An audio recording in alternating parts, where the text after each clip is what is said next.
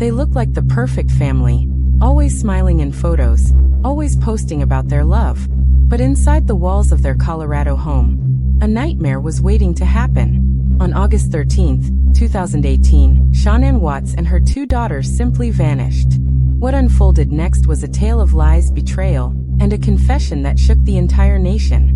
This is the story of Chris Watts, the man who fooled everyone until the truth finally came out. Please take a second to click on the subscribe button. Thank you. August 13th began like any other summer morning in Frederick, Colorado.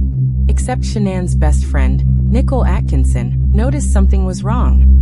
Shanann had missed a doctor's appointment, something she would never do. She was 15 weeks pregnant with her 3rd child. Nicole went to Shanann's home. The car was still in the garage. Her purse, phone, and keys were inside. But Shanann was nowhere to be found. Neither were her daughters, 4-year-old Bella and 3-year-old Celeste. Nicole called 911. Police arrived. They questioned Chris.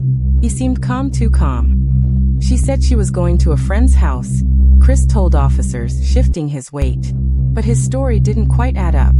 By nightfall, the case of the missing Watts family was all over the news. Chris Watts appeared on local TV the next day, pleading for their safe return. "If you're out there, just come back. Bella and Celeste, if you're hearing this, Daddy loves you." But something was off. Body language experts watching from home could see it. His arms were crossed. He looked detached. His voice lacked urgency. Behind the scenes, police were already suspicious. And they had a powerful ally, the neighbor. Chris's neighbor told officers, "He's not acting right. He never talks this much. Something's off." Detectives asked Chris to take a polygraph test. He agreed. It was a mistake. The results were clear. Chris had failed. The interrogators leaned in. "You already know we can't let you walk out of here unless you tell us the truth." Chris asked to speak to his father. In that small, cold room, the mask began to crack. I didn't hurt the girls," Chris whispered, his hands trembling. I killed Shanann, but only because she hurt them first." It was a lie, one last attempt to control the narrative. The truth was far darker. Chris had strangled Shanann in their bed after she returned from a business trip. Then in the early hours of the morning he smothered his daughters. First Celeste, then Bella, who reportedly begged, "Daddy, no." He loaded their bodies into his truck and drove to a remote oil field where he worked. Shanann's body was buried in a shallow grave. The girls were stuffed into separate oil tanks. It was calculated, cold, unimaginable.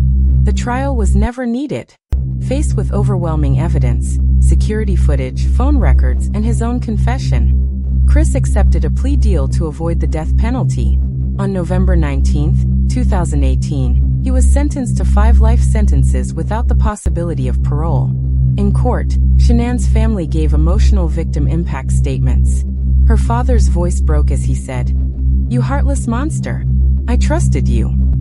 Chris showed no visible emotion. The case left the public asking, how could a man who seemed so loving turn into a murderer? Some point to his affair with a coworker. Others to his growing resentment of family responsibilities. But perhaps the most chilling truth is that Chris Watts carefully crafted an image for the world.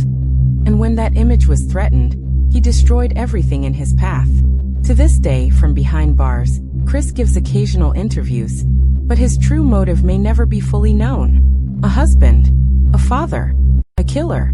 The Watts family tragedy is a reminder that sometimes the biggest danger lies in the people you think you know best.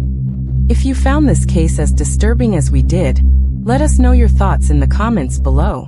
Don't forget to like this video, share it with others, and subscribe to True Crime Uncovered, where we bring you the real stories that the headlines can't let go of.